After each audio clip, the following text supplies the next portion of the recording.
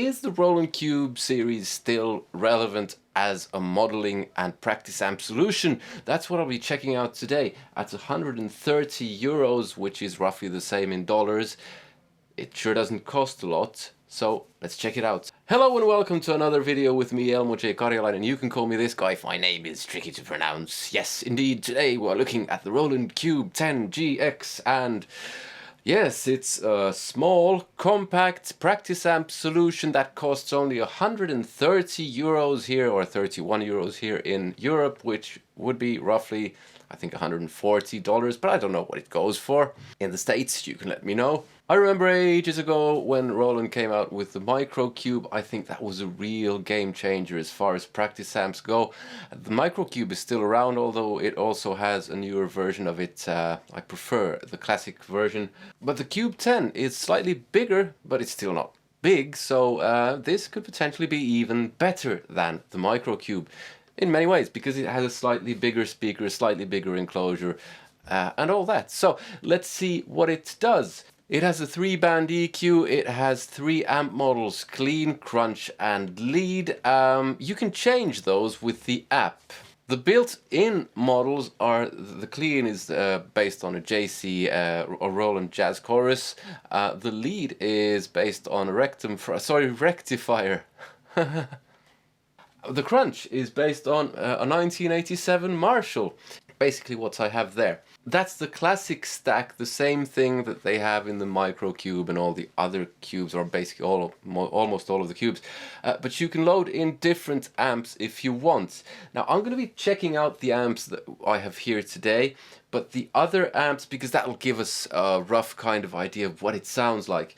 So the options are a JC Clean, Black Panel, Brit Combo, Tweed, Orange Stack, Classic Stack, Metal Stack, Rectifier Stack, and then you have for acoustic guitar and for bass guitar, so you can also use it for those. You also get a reverb and a chorus and a delay, but you can't use those at the same time, or even two, you have to use one at a time. Yeah, and then it has a gain and a volume, it has your aux in and recording phones out, that type of stuff. It doesn't run on batteries, so that's where it's a bit different from the Roland Cube, Micro Cube. Yeah, let's start by checking out the clean sound that you get when you buy the amp. And like I said, you can change these around, but we're not going to start doing that because that'll just make an endless video. But let's try a few sounds. I have a custom mahogany Strat with Seymour Duncan YJ and Fury pickups. I'm also going to be trying it with an overdrive pedal to see what it thinks of that. So here we go. I think that's about it. Yes.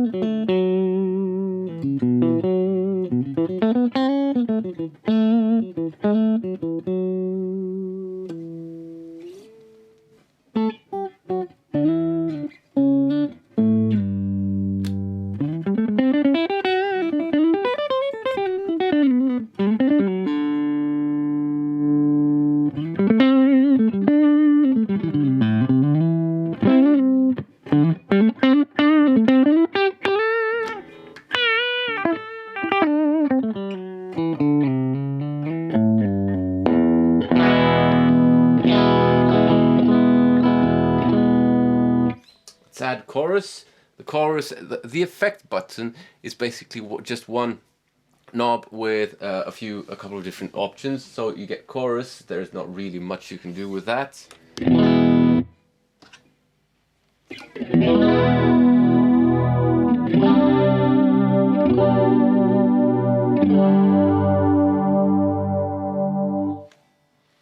That actually makes me feel a bit seasick.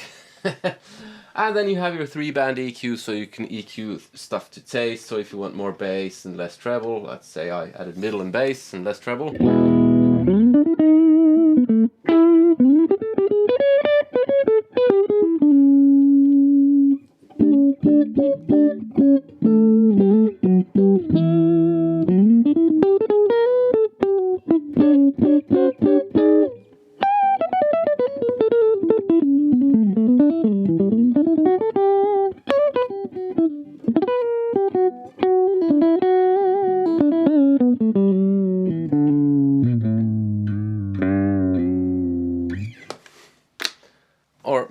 way around.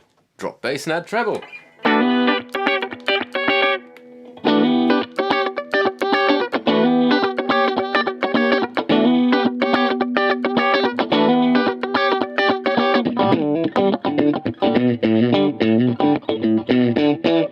Fairly superstitious! Or something like that. Okay, let's go over to the classic stack or crunch mode. Let's return EQ halfway. I have gain set roughly halfway, just over halfway.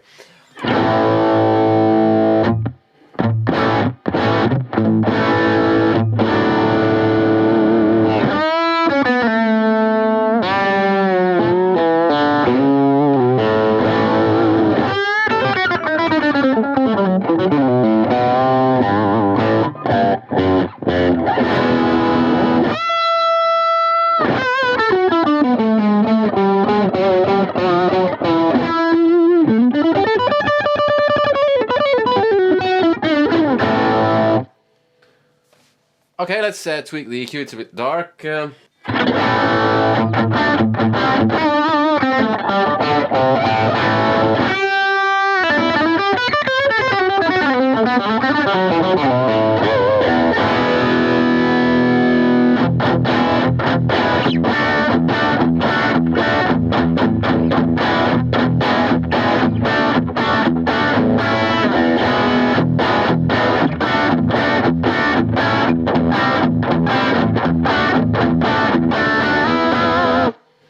Okay, so the rotary switch where you select delay and reverb, that's a bit annoying. It's the same thing as on the Micro Cube, where if you have just a slight bit of reverb going on, that decreases the time as well.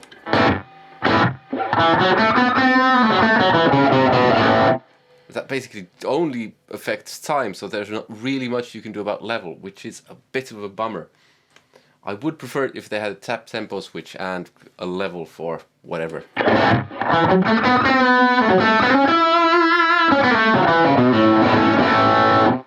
But with this you can get kind of doubling effect.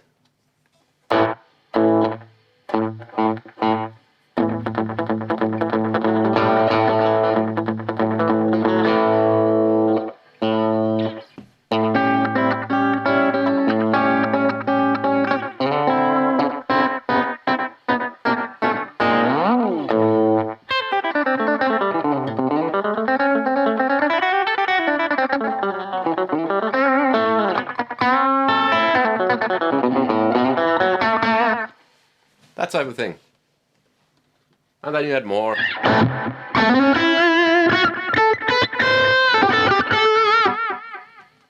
A shorter one, and you can add even more.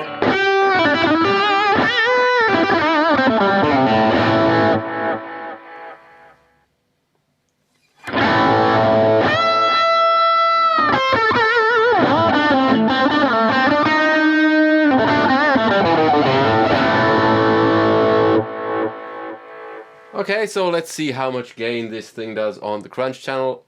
Gain all the way up.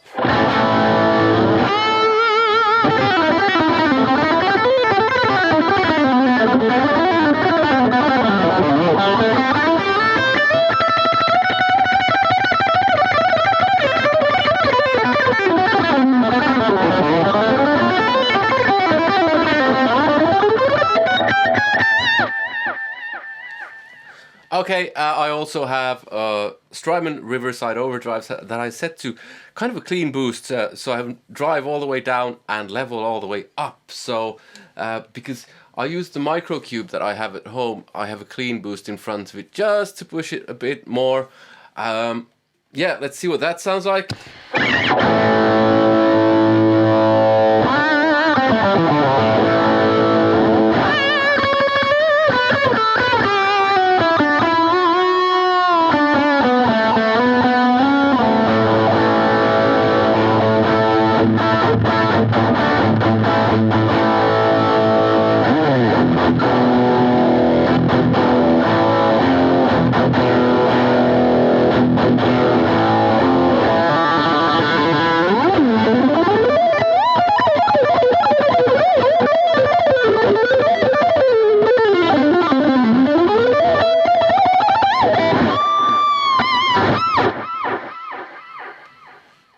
Okay, and like you see, or see here, like you hear, there's quite a bit of delay going on, which is a bit annoying, so let's switch over to reverb.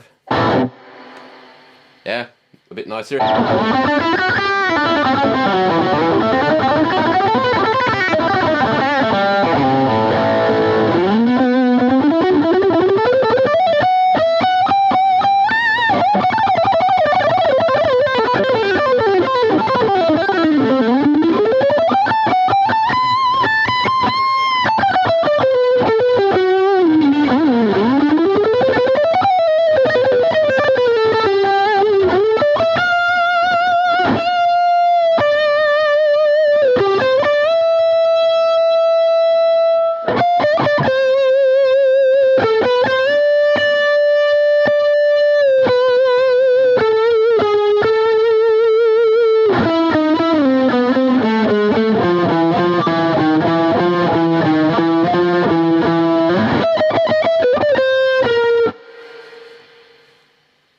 So it has a built-in noise gate as well, which is nice. Now the other way you might want to run this thing is you have an actual overdrive pedal really pushing it. So I have programmed the Strymon to have a really pushy type of overdrive. So you back down on the gain. Sorry, let me turn that off. Back down on the gain on the Roland.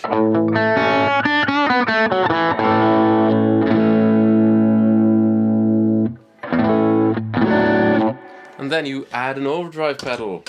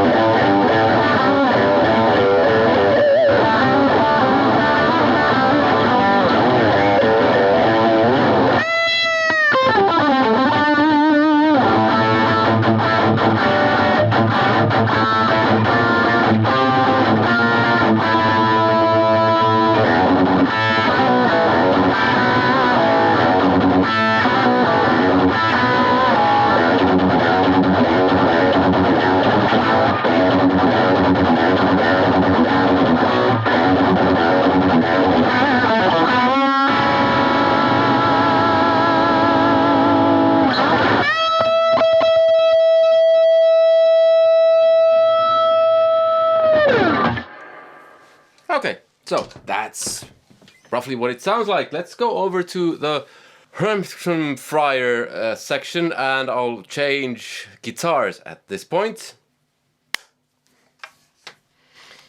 Yes, I brought out the good old Ibanez Universe because the rectifier is more of a heavy metal. Heavy metal! No, not that kind of. It's heavy metal! That type of thing. So I thought 7 strings and humbuckers. And the nymphs dancing in the forest. Sorry, I think that's prog rock. So, let's add some gain.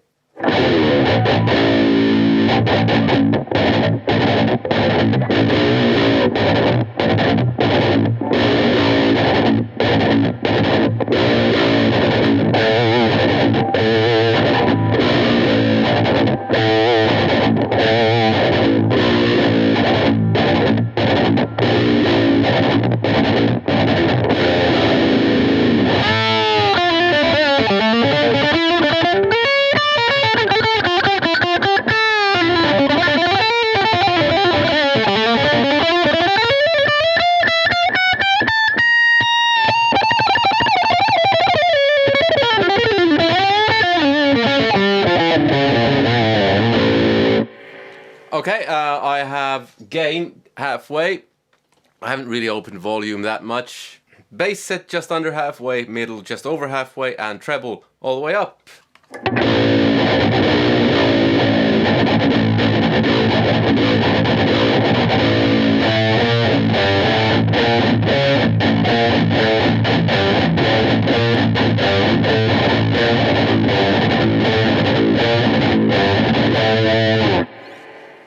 The bottom end is a bit undefined and all that. Small speakers, so no wonder. Let's add the clean boost from the Strymon Riverside.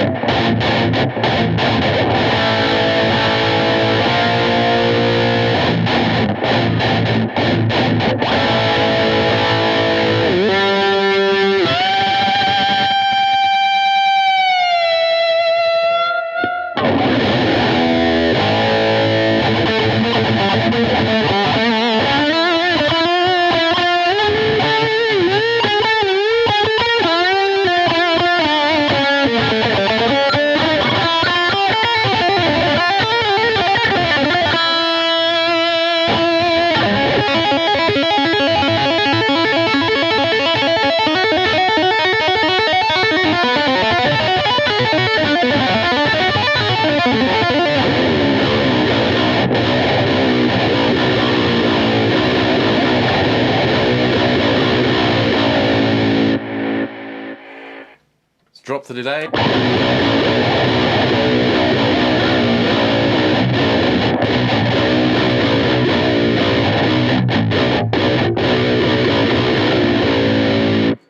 Let's add all the gain from the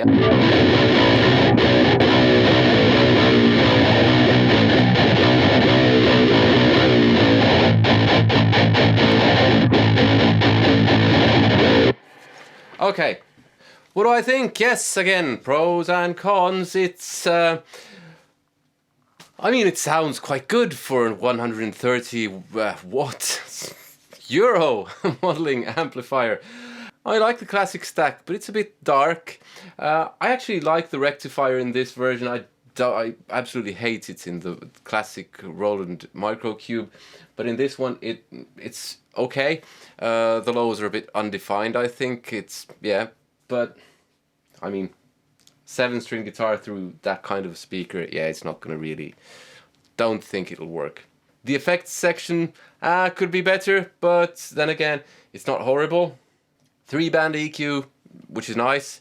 It takes a pedal really well, so that's no problem. Is it the best thing since sliced bread? No. I mean, it's good. This is a very viable alternative if you want something to practice on at home.